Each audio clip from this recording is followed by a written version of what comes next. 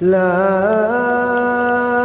أقسم بيوم القيامة ولا أقسم بالنفس اللوامة أيحسب الإنسان أن لن نجمع عظامه بلى قادرين على أن نسوي بنانه.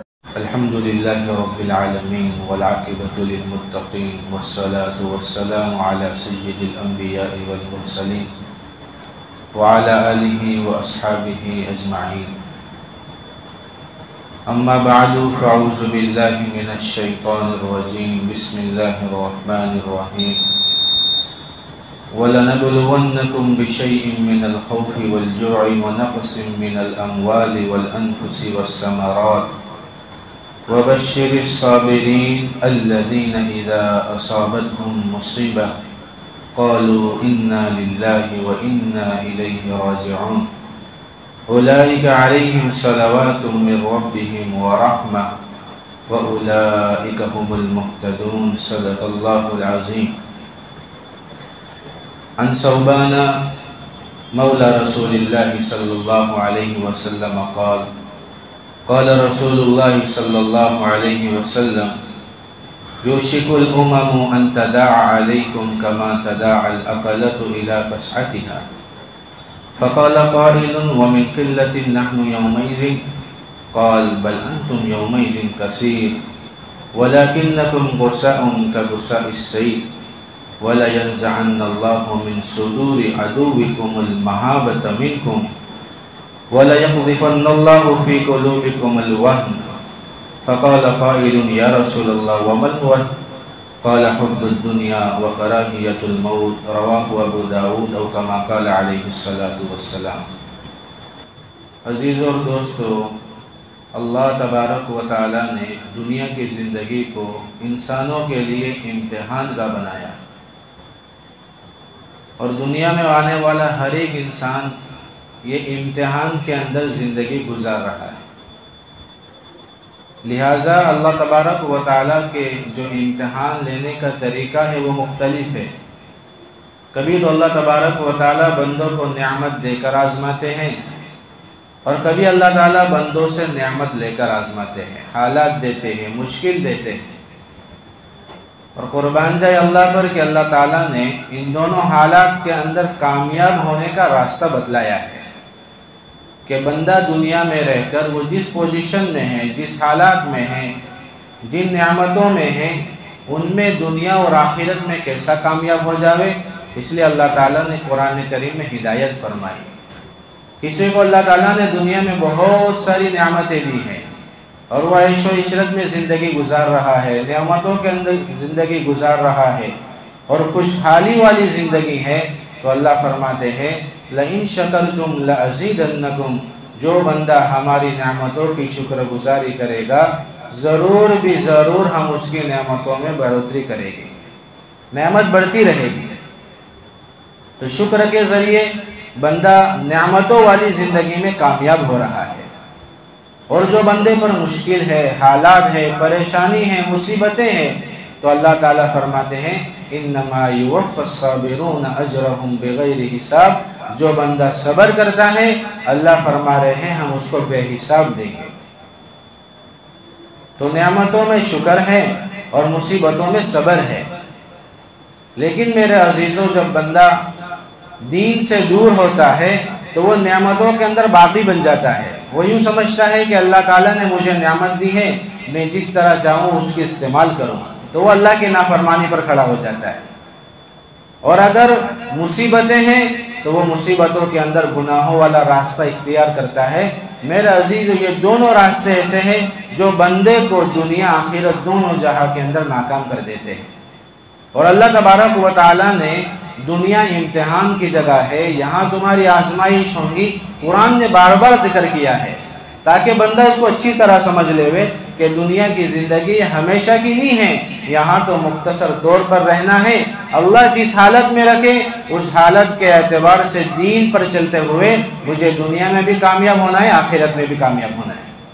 اس لیے اللہ ایک جگہ فرماتے ہیں وَلَنَبْلُوَنَّكُمْ بِشَيْءٍ مِّنَ الْخَوْفِ، ہم ضرور تم کو آزمائیں گے خوف کے ذریعے، بھوک کے ذریعے، اور تمہارے مال میں کمی کے ذریعے، تمہارے جانوں میں کمی کے ذریعے، کہ مال کم ہو جاویں گا، جانیں چلی جاویں گی، لوگ شہید ہونے لگیں گے، اور تمہارے پھلوں میں کمی آ جاویں گی۔ تو کیا ان مصیبتوں کے اندر آدمی ہائی وائی ویلا کرنے لگے، لوگوں کے سامنے اس کی شکایت کرنے لگے؟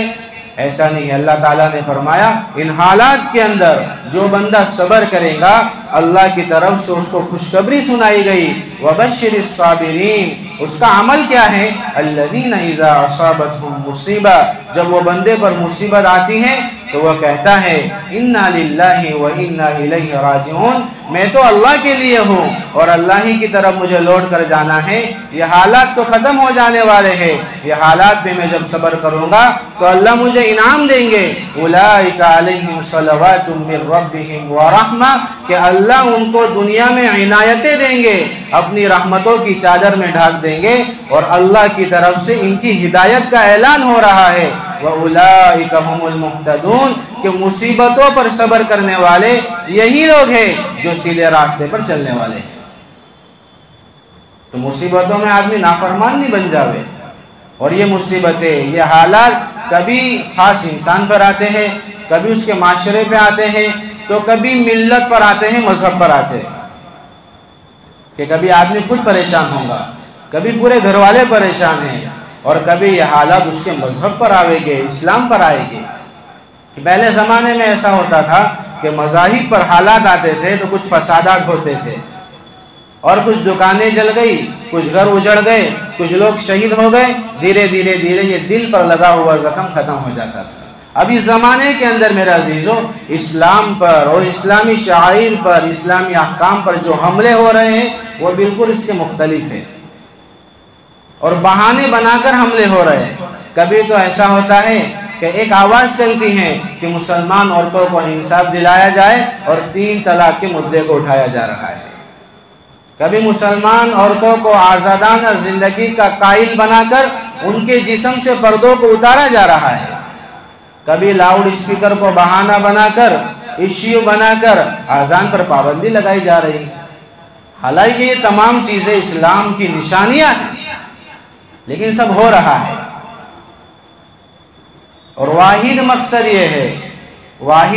یہ ہے کہ دنیا سے کس طرح اسلام ختم ہو جاوے، دنیا سے کس طرح مسلمان ختم ہو جاوے۔ اور اس کے لیے اسی پر بس نہیں، بلکہ سوشل میڈیا کے ذریعے، ٹیلی ویژن کے ذریعے، سیل فون کے ذریعے دماغ کے اندر اسلام کی دشمنی بھری جا رہی ہے۔ اس لیے کچھ مہینوں پہلے یا کچھ سالوں پہلے دا کشمیر فائلز نام کی ایک فلم آئی، اور ابھی کچھ دن پہلے دا کیرلا اسٹوری کے ذریعے ایک فلم انہوں نے ریلیز کی ہے۔ مقصد کیا ہے کہ مسلمانوں کی جو نفرت ہے وہ غیر مسلموں کے دلوں کے اندر بھری جاوے، اور یہ اس بات کا ہر ایک کو علم ہے، ہر ایک اس کو جانتا ہے کہ یہ سب چیز ہو رہی ہے، لیکن دنیا میں جو اپنے آپ کو دانشور کہتے ہیں، عقل مند کہتے ہیں، ان کا کام صرف بس اتنا ہی رہ گیا کہ وہ قائدین حضرات کو برا بھلا کہنے کے علاوہ کچھ نہیں کرتے۔ لہذا ان حالات کے اندر مسلمانوں کا، عام مسلمانوں کا کیا ریئیکشن ہونا چاہیے، کیا عمل ہونا چاہیے، تو علماء نے اس کی رہنمائی فرمائی کہ ان حالات کے اندر اللہ کا قرآن کیا کہتا ہے، اللہ کے نبی صلی اللہ علیہ وسلم کی ہمارے لیے کیا ہدایات ہے۔ کیا آدمی بیمار ہو گیا، مثلا اس کو کینسر ہو گیا، تو اس کو یقین ہے کہ میرا کینسر یہ اسپتال ہی میں صحیح ہوگا، میرا کینسر یہ ڈاکٹر کے پاس ہی صحیح ہوگا، اس لیے کہ میرے کینسر کا علاج اسی کے پاس۔ اسی طرح ہمارے دین پر کوئی حالات آ گئے، ہمارے دین پر کوئی بگاڑ آ گیا، تو اس کا علاج کون کرے گا؟ تو اس کا علاج علماء کرام اور حدیث اور قرآن کی روشنی میں کریں گے۔ اس لیے دارالعلوم دیوبند کے شیخ الحدیث اور محتمین حضرت مفتی ابو القاسم نعمانی صاحب دامت برکاتہم نے اس حالات کے اندر 3 باتیں بتلائی کہ آدمی 3 باتوں کو مضبوطی سے پکڑے، اللہ تبارک و تعالی ان 3 عمل کو کرنے کی وجہ سے اس حالات کے اندر بھی اس خود کو بھی اللہ تعالیٰ عزتوں کے میناروں پر چڑھاویں گے، اور اسلام کو بھی اللہ تبارک و تعالیٰ ترقی دے گے۔ سب سے پہلی چیز یہ ہے کہ اپنی زندگی کے اندر اچھے عمل کو داخل کرے. اس لیے اللہ تبارک و تعالیٰ ایک جگہ ارشاد فرماتے ہیں من عمل صالحا من ذکر او انثى وهو مؤمن. جو بندہ یا بندی ایمان والے ہیں اگر وہ نیک عمل کے ساتھ اپنی زندگی گزارتے ہیں فَلَنُحْيِيَنَّهُ حَيَاةً طَيِّبَةً ہم ان کو دنیا کے اندر پاکیزہ زندگی دیں گے. علماء کرام نے اس کی تفسیر یہ کی ہے کہ انہیں زندگی گزارنے میں مزہ آئے گا کہ نیک عمل کی سب سے پہلی برکت اللہ تعالیٰ دنیا میں ظاہر کریں گے اور مرنے کے بعد اللہ تعالیٰ فرماتے ہیں کہ یہ نیک عمل کا پورا پورا بدلہ ہم آخرت میں اس کو دیں گے. اس لیے حضرت ابو بکر صدیق رضی اللہ تعالیٰ عنہ فرماتے ہیں اللہ کے نبی کی خدمت میں ایک صحابی حاضر ہوئے اور فرمایا یا رسول اللہ کہ لوگوں میں سب سے افضل انسان کون ہے؟ اللہ کے نبی صلی اللہ علیہ وسلم نے ارشاد فرمایا من طال عمره وحسن عمله جس انسان کی عمر لمبی ہو اور اس کا عمل سب سے اچھا ہو یہ دنیا میں سب سے بہترین انسان ہے. اور خود اللہ تعالیٰ نے اس نقشے کو قرآن کریم میں کھینچا ہے ان الذین آمنوا وعملوا الصالحات اولئک هم خیر البریہ. بلا شبہ وہ لوگ جو ایمان لائے اور ایمان کے ساتھ نیک عمل کیے یہ تمام انسانوں میں سب سے بہتر لوگ ہیں. آدمی ڈگریوں سے اچھا نہیں بنتا، مال و دولت سے، دنیا کے عہدوں سے، دنیا کی چیزوں سے آدمی ہرگز اچھا بن ہی نہیں سکتا. ورنہ میرے عزیزوں ہمارے سے زیادہ مال و دولت کافروں کے پاس ہے پھر بھی وہ دنیا میں بھی ذلیل ہے، دنیا میں بھی ناکام ہے اور آخرت میں ان کا ٹھکانہ ہمیشہ کے لیے جہنم ہے. آدمی تو اچھا بنتا ہے نیک عمل کے ذریعے کہ آدمی کی زندگی میں اللہ کے احکام ہو، پیارے آقا محمد صلی اللہ علیہ وسلم کے طریقہ ہو. یہ انسان دنیا میں بھی بہتر ہے اور آخرت میں یہ انسان جنتوں کا مالک ہے. اور اسی لیے آدمی کے ذہنوں میں یہ نہ ہوئے کہ یار ہم برسوں سے اچھا عمل کرتے ہیں لیکن اس کا رزلٹ بھی نکلتا ہے. یا کوئی گناہ کر کے یوں نہیں سوچیں بھائی ہم تو گناہ کرتے کچھ ہوتا نہیں ہے، بہت سالوں سے گناہ کر رہے کچھ نہیں ہو رہا ہے. اللہ نے فرمایا دھوکے میں مت رہنا. من عمل صالحا فلنفسه جو بندہ نیک عمل کرتا ہے اس کا ثواب اس کا نفع اسی کو پہنچتا ہے. ومن اساء فعليها اور جو بندہ برا عمل کرتا ہے اس کا وبال بھی اسی پر آتا ہے. وبال تو آئے گا اور نیک عمل کا فائدہ تو ضرور ملے گا. وما ربك بظلام للعبید تمہارا بندہ ایسا نہیں ہے، تمہارا رب ایسا نہیں ہے جو اپنے بندوں پر ظلم کرنے والا ہے. اللہ کی صفت میں یہ نہیں کہ اللہ ظالم بن جائے. جو بندہ نیک عمل کرے گا ضرور اللہ تبارک و تعالیٰ اس کا نفع اللہ اس کو پہنچائیں گے. اور اللہ نے جتنے بھی اعمال دنیا میں ہمارے لیے اتارے ہیں جس کا ہم کو پابند بنایا ہے وہ تمام اعمال کے اندر دنیا آخرت کی بھلائی اللہ نے چھپا کر رکھی ہے. ایک عمل کو ہم لے لیں وہ نماز ہے، اس کو ہم اٹھائیں اس کے اندر دیکھیں کہ اللہ کے نبی صلی اللہ علیہ وسلم نے اس کے کیا فوائد بیان کیے ہیں، اس کے چھوڑنے پر کیا وعید ہے. فوائد اس لیے ہیں کہ فائدوں کو دیکھ کر آدمی اس کی طرف دوڑے اور وعید اس لیے ہے کہ آدمی اس کو چھوڑنے پر ڈرے. ایک عمل نماز ہے جس کے متعلق اللہ کے نبی صلی اللہ علیہ وسلم فرماتے ہیں جو بندہ 5 وقت کی نمازوں کا اہتمام کرتا ہے اللہ تبارک و تعالیٰ دنیا میں سب سے پہلا انعام اس کو یہ دیتے ہیں کہ اس کی رزق کی تنگی اللہ دور کر دیتے ہیں.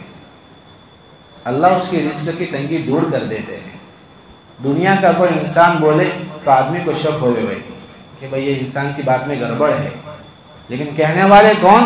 محمد مصطفیٰ صلی اللہ علیہ وسلم جن کی بات سچی اور پکی ہے، جن میں شک کی ذرہ برابر بھی گنجائش نہیں ہے، وہ فرما رہے ہیں کہ نماز کا پہلا فائدہ یہ ہوگا اللہ تبارک و تعالیٰ تمہاری رزق کی تنگی دور کر دیں گے. اب انسان کا تعلق مارکیٹ سے نہیں ہوگا، انسان کا تعلق تیزی اور مندی سے نہیں ہوگا، اب انسان کا تعلق اللہ سے ہو گیا کہ یہ اللہ کے سامنے جھک رہا ہے، اللہ تبارک و تعالیٰ نے اس کی روزی کا انتظام کر دیا. اور اگر بندہ نماز کو چھوڑ کر زندگی گزار رہا ہے تو اللہ کے نبی نے ڈرایا ہے کہ جو بندہ نماز کو چھوڑ کر زندگی گزارتا ہے اللہ تبارک و تعالیٰ سب سے پہلا عذاب اس پر یہ بھیجتے ہیں، اس کی رزق میں سے برکت کو اللہ اٹھا لیتے ہیں. ہزاروں کماؤ، لاکھوں کماؤ، لیکن وہ ہزاروں لاکھوں پر کیوں نہیں رہے ہیں؟ وہ ہزاروں لاکھوں کم کیوں معلوم ہو رہے ہیں؟ اس لیے کہ اللہ کی نافرمانی کے ساتھ زندگی گزار رہا ہے۔ دوسرا عذاب اللہ یہ دیتے ہیں کہ اس کی دعا اللہ قبول نہیں کرتے، نیک لوگوں کا جو نور ہے اللہ تعالیٰ اس کے چہرے سے ہٹا لیتے ہیں۔ اب اس کے مرنے کا وقت آ گیا، اللہ کے نبی نے فرمایا بے نمازی ذلت سے مرے گا، ذلیل ہو کے مرے گا، بھوکا مرے گا اور پیاسا مرے گا، ساتوں سمندر کا پانی اس کو پلا دو پھر بھی اس کی پیاس نہیں بجھ سکتی۔ یہ دنیا کا عذاب اللہ دے رہے اس کو۔ اور نماز پڑھنے والا نمازی بندہ یہ قبر میں گیا تو قبر اس کا استقبال کر رہی ہے۔ اللہ کے نبی نے فرمایا نماز پڑھنے والے بندے سے اللہ تبارک و تعالی قبر کے عذاب کو دور کر دیں گے۔ اور بے نمازی گیا ہے، پہلا عذاب یہ ہوگا کہ قبر اتنی مل جاویں گی کہ پسلیاں آپس میں گھس جاویں گی، اللہ قبر میں آگ جلا دیں گے اور ایک اژدہا اس پر مسلط کریں گے کہ ایک مرتبہ اس کو ماریں گا یہ 70 ہاتھ زمین میں چلا جائے گا۔ تو عقل مندی کا تقاضا یہ ہے کہ ہم اس عمل کو مضبوطی سے پکڑ لے ہوئے تاکہ ہماری دنیا بھی سنور جاوے اور ہماری آخرت بھی سنور جائے۔ یہ تو ایک عمل ہے، اسی طرح جتنے اعمال ہیں اگر بندہ اس کو کرتا رہے گا میرا عزیزو خود بخود اللہ تبارک و تعالی دنیا اس کے قدموں میں ڈالیں گے۔ اس لیے اس بات پر ایک اشکال لوگ کرتے ہیں کہ بھئی آپ حضرات کہتے ہیں بھئی عمل کرو گناہوں سے بچو، لیکن اللہ کے نبی صلی اللہ علیہ وسلم نے تو صحابہ کو اس کے علاوہ بہت ساری چیزیں کروائی۔ احد دیکھو، بدر دیکھو، خندق دیکھو، فتح مکہ دیکھو، یہاں تو اللہ کے نبی صلی اللہ علیہ وسلم نے صحابہ سے طاقت کا مظاہرہ کروایا ہے۔ تو عمل کے ساتھ تو طاقت بھی ضروری ہے۔ تو علماء کرام نے دوسرا عمل یہ بتلایا کہ آدمی اپنی زندگی کے اندر اور خصوصی طور پر اپنے دلوں کے اندر طاقت اور قوت کو پیدا کرے۔ زندگی میں طاقت تو ہے لیکن وہ کس کے لیے؟ کوئی ہمیں برا بھلا کہہ دے ہوئے تو ہماری آستینیں اڑ جاتی ہیں۔ حالانکہ دنیا کے اندر اللہ تبارک و تعالیٰ نے اور محمد مصطفیٰ صلی اللہ علیہ وسلم نے صلہ رحمی کا جو حکم دیا ہے وہ معاشرے کے لیے ہے کہ کوئی تمہیں گالی دے رہا ہے، کوئی تمہیں برا بھلا کہہ رہا ہے، اس کو اللہ کے لیے معاف فرما دو۔ من تواضع للہ رفعہ اللہ، جو بندہ اللہ کے لیے جھک گیا، حالانکہ طاقت ہے ہم کر سکتے ہیں پھر بھی اللہ کے لیے ہم جھک گئے ہیں، اللہ کے نبی نے فرمایا اللہ تبارک و تعالی اس کے جھکنے کی وجہ سے اس کو بلندیوں پر چڑھائے گی۔ تو طاقت کا اعتبار کس وجہ سے؟ کہ طاقت اس وجہ سے ہے کہ میں اپنی ذات کو، میں اپنی جان کو اللہ کے دین کے لیے قربان کرنے کے لیے ہر وقت تیار ہوں۔ اللہ کے دین پر آنچ آ جاوے، اسلام پر آنچ آ جاوے، یہ مجھے برداشت نہیں ہے، میری جان اس کے لیے چلے جاوے یہ مجھے برداشت ہے۔ جیسا کہ صحابہ کی صفت یہ تھی کہ صحابہ اللہ کے دین کے لیے ہر وقت مرنے کے لیے تیار تھے، لیکن جذبہ کب پیدا ہوگا؟ اللہ کے نبی نے فرمایا یہ جذبہ تو پیدا ہوگا لیکن اس کے لیے 2 باتوں کی ضرورت ہے۔ سب سے پہلے آدمی کی زندگی میں 2 چیزیں پیدا کرنا پڑے گی، یہ 2 چیزیں پیدا ہو گئی خود بخود اللہ کے دین پر مر مٹنے کا جذبہ آدمی کی زندگی میں پیدا ہوگا۔ اور وہ 2 چیزیں ایسی ہیں اگر وہ 2 چیزیں زندگی میں آ جاوے تو اللہ تبارک و تعالی انسان کو بے حیثیت بنا دیتے ہیں۔ اس لیے اللہ کے نبی فرماتے ہیں یوشک الامم ان تداع علیکم کما تداع الاکلۃ الی قصعتها، ایک زمانہ ایسا آئے گا کہ دنیا کی تمام قومیں متحد ہو کر تمہیں ختم کرنے کے لیے ایک دوسروں کو ایسی دعوت دیں گی جیسا کہ دسترخوان پہ لوگ ایک دوسرے کو دعوت دیتے ہیں کہ آ جاؤ بھائی یہ ڈش بڑی اچھی ہے، یہ سالن بڑا لذیذ ہے۔ دنیا کی قومیں اسی طرح تمہیں ختم کرنے کے لیے دعوت دیں گی۔ کسی نے پوچھا یا رسول اللہ وَمِن قِلَّةٍ نَحْنُ يَوْمَئِذٍ، کیا اس زمانے میں ہماری تعداد اتنی کم ہو جائیں گی کہ ان کو یہ ہمت جاگیں گی کہ یہ ہم کو ختم کرنے کے لیے آئیں گے؟ اس نے کتابوں میں لکھا ہے کہ صحابہ رضی اللہ تعالیٰ عنہ کا رعب اور دبدبہ اور یہ شہرت یہ 1 مہینے کی مسافت تک تھی، 1 مہینے تک لوگ صحابہ سے ڈرتے تھے۔ اس لیے صحابہ کو یہ سوال اٹھا، اللہ کے نبی نے فرمایا نہیں بھائی اس زمانے میں تمہاری تعداد تو بہت ہوں گی، بل انتم یومئذ کثیر ولکنکم غثاء کغثاء السیل، لیکن تمہاری حیثیت اس زمانے میں پانی پر بہنے والے کچرے کی طرح ہوں گی۔ کسی جگہ پر باڑھ آ گئی تو دیکھیں ہم کہ پانی تو بہت زیادہ ہے اور اس پر قطرہ اتنا ہے کہ کچرے کے اندر جو پانی ہے وہ نظر نہیں آ رہا ہے، صرف کچرا ہی کچرا نظر آ رہا ہے، لیکن وہ کچرے کی کوئی حیثیت نہیں ہے۔ پانی اگر اس کو نیچے لے جاوے تو کچرا نیچے چلے گیا، پانی اگر اس کو اوپر لے کے جائے گا تو کچرا اوپر چلے گیا۔ اللہ کے نبی نے فرمایا اس زمانے میں تمہاری حیثیت ایسی ہوں گی، تم بے حیثیت بن جاؤ گے۔ وَلَيَنزَعَنَّ اللَّهُ مِن صُدُورِ عَدُوِّكُمُ الْمَحَابَّةَ مِنكُمْ، اور اللہ تبارک و تعالی تمہارے دشمنوں کے دلوں سے تمہارے ڈر کو ختم کر دے گا۔ وَلَيَقْذِفَنَّ اللَّهُ فِي قُلُوبِكُمُ الْوَهْنَ، اور تمہارے دلوں کے اندر دو چیزیں پیدا ہو جائے گی۔ ان تمام چیزوں کا نچوڑ کہ لوگوں کو ہمت آ جائے گی، لوگ ایک دوسروں کو دعوت دیں گے، غیر قوموں کے دلوں سے مسلمانوں کا رعب ختم ہو جائے گا۔ دو چیزیں ہیں، ایک تو یہ کہ تمہارے دلوں میں دنیا کی محبت آ جائے گی اور تم موت سے ڈرنے والے بن جاؤ گے۔ اور دنیا کی محبت کے متعلق اللہ کے نبی نے فرمایا کہ دنیا کی محبت یہ ہر برائی کی جڑ ہے۔ اسی لیے میرے عزیزوں، جب ہمارے معاشرے میں دنیا کی محبت جاگی ہے تو ہمارا معاشرہ ایسے ایسے گناہوں کا پابند بن چکا ہے، عادی بن چکا ہے، جس کی وجہ سے اللہ کا عذاب حلال ہو جاتا ہے۔ اللہ کے نبی نے فرمایا اذا ظہر الزنا والربا فی قریۃ فقد احلوا بانفسهم عذاب اللہ، جب کسی بستی کے اندر سود اور زنا عام ہو جائے تو گویا کہ ان بستی والوں نے اللہ کے عذاب کو اس کے لیے حلال کر دیا ہے۔ اور آج یہ دونوں گناہ ہمارے معاشرے میں ہو رہے ہیں، یہ دونوں گناہ آج ہمارے لمبایت میں ہو رہے ہیں۔ سود، قدم قدم پر آدمی سودی معاملے کر رہا ہے، سیکنڈ سیکنڈ میں آدمی سودی معاملے کر رہا ہے، اور بعض مرتبہ تو معاملہ آدمی سمجھتا ہے کہ سودی نہیں ہو رہا ہے، لیکن ماحول ایسا بنا دیا گیا ہے کہ سود کے اندر آدمی ملوث ہو ہی جاتا ہے۔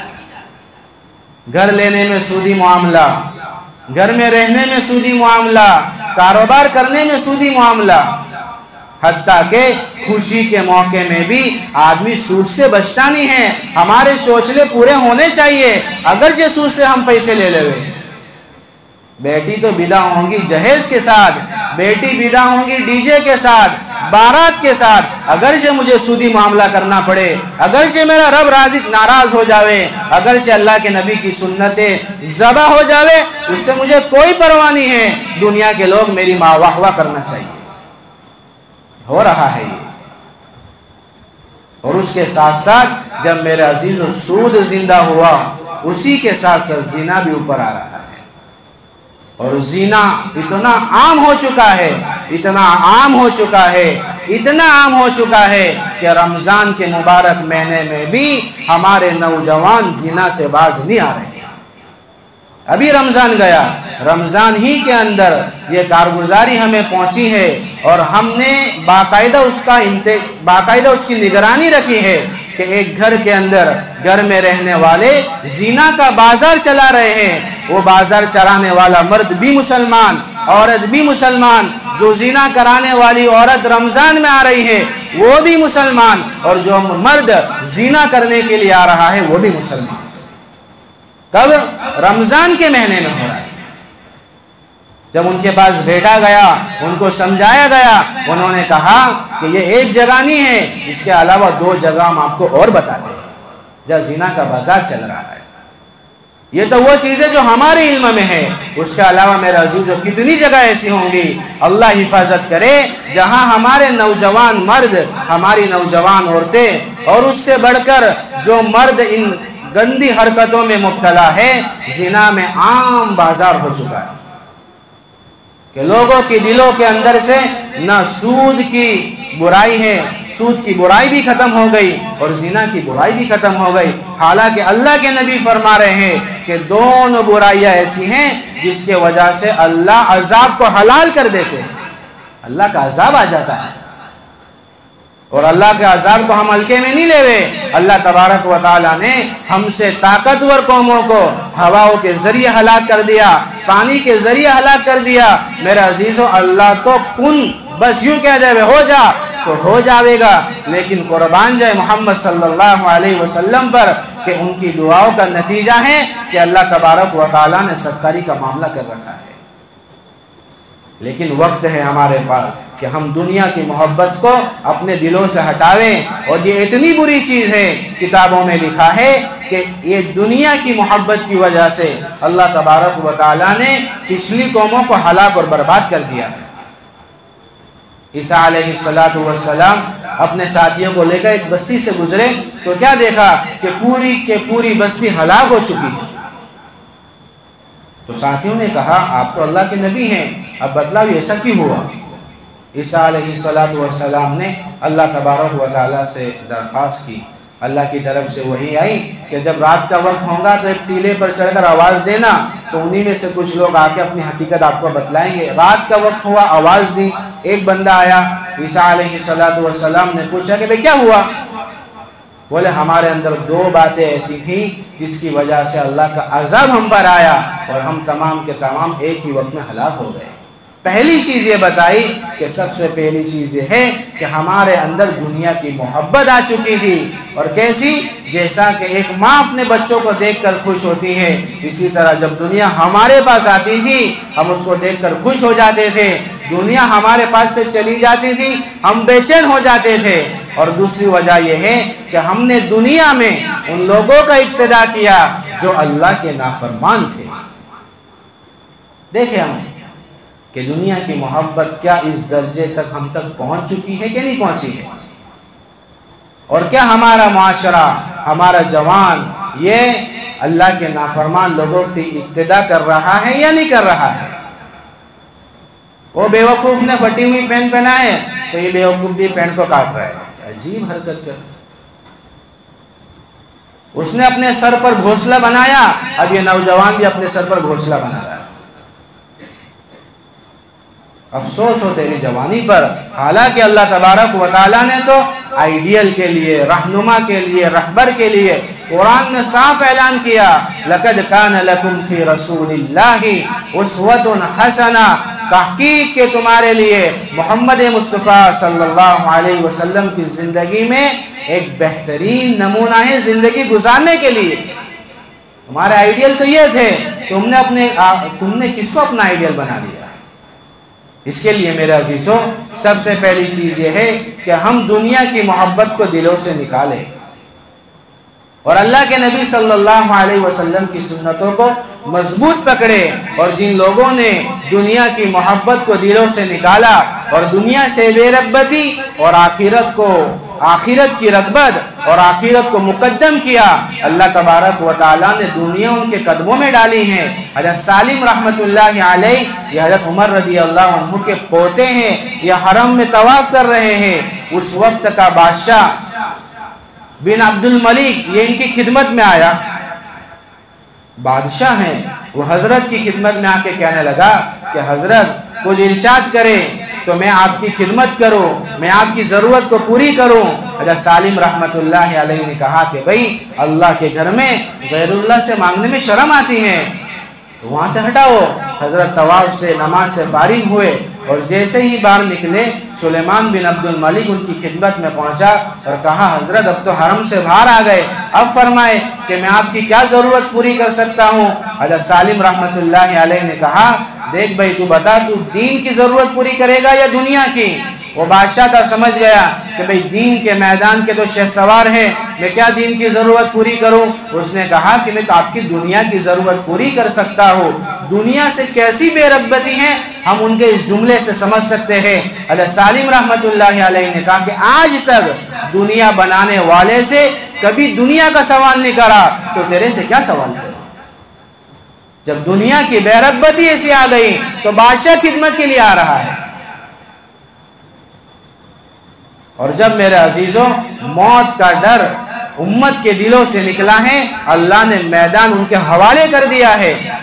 حضرت سعد رضی اللہ تعالیٰ عنہ جنگ کے لیے نکلے تو رستم کو خط لکھا इन्ना माइया कौमन युहिब्बून अल-मौत कमा युहिब्बून अल-अआजिम अल-खमर, कि मेरे साथ तो ऐसी जमात हैं जो मौत को ऐसा महबूब रखती हैं जैसा कि तुम शराब को महबूब रखते हो।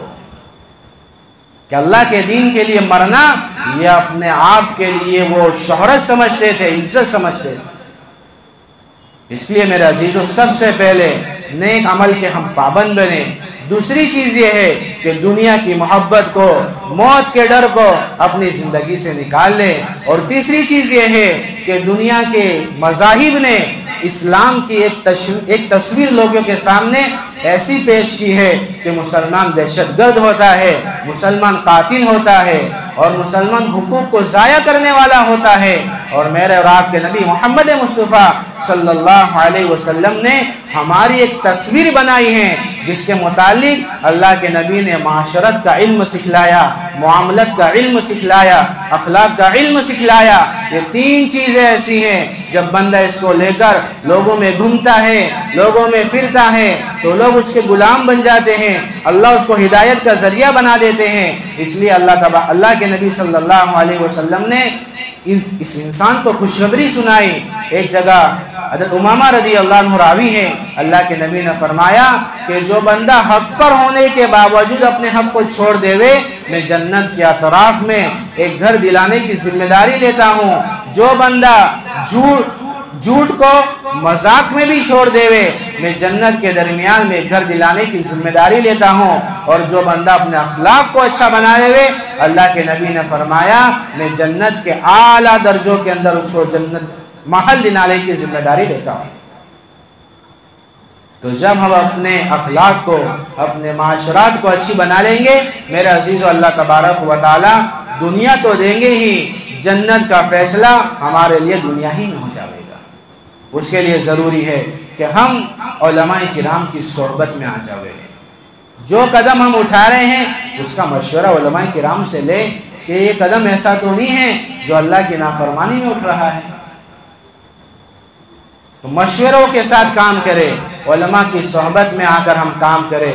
और उसी के साथ साथ मेरे अजीज़ों, ये दुनिया के गंदे माहौल से निकलकर पाकीज़ा माहौल में जाने की फ़िक्र करें। अल्लाह के रास्ते में 4 महीने 40 दिन 3 दिन अल्लाह के रास्ते में ज़रूर लगावे।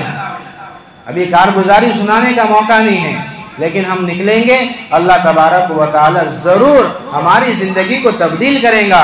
अल्लाह के रास्ते में निकलने के साथ साथ मुकाम पर जो अमल हो रहा है, गश्त होता है हमारी बस्ती में, मुलाकातें होती हैं, मशवरा होता है, तालीम होती है, इन तमाम आमाल के अंदर जोड़ने की कोशिश करें। मेरे अजीज़ और हलाल कमाई के साथ ये अमल होते रहेंगे। अल्लाह तबारक व तआला की ज़ात से उम्मीद है, अल्लाह तबारक व तआला दुनिया भी भली बनावेंगे और आखिरत में भी ज़रूर अल्लाह तबारक व तआला हमें कामयाब करेंगे। इसीलिए वक्तन फ़वक्तन प्रोग्राम होते हैं ताकि हम अल्लाह के घर में आके इन बातों को सुने। अब हमने तो सुन लिया, अब हमारी माँ बहनें कब सुनेंगी? उसके लिए उनका बिलखुसूस इंतज़ाम किया गया है और हर महीने इंतज़ाम किया जाता है। इसीलिए इस जुम्मा को आज के दिन 3 बजे से 5 बजे तक मस्तूरात का प्रोग्राम रखा गया है। मदीना मस्जिद का जो मदरसा है तालीमुल कुरान, वहाँ मुफ्ती हुसैन साहब कासमी दामत बरकातुहुम का बयान है। हम तमाम साथ इस बात की फ़िक्र करें कि हमारे घर की मस्तूरात वहाँ पहुँचे। और इसी के साथ साथ हमारी बस्ती के अंदर साबरी मस्जिद के अंदर बुध के दिन ईशा की नमाज के बाद हज़रत मौलाना साकिब साहब नौसारी वाले, उनका भी बयान रखा गया है। मस्तूरात का इंतज़ाम इधर मदरसे में किया गया है, तो साथ ही उसमें भी पहुँचने की कोशिश करें। अल्लाह तबारक व तआला इन तमाम बातों पर हमें अमल की तौफीक अता फरमाए। व आखिरु दावाना अनिल हम्दुलिल्लाहि रब्बिल आलमीन।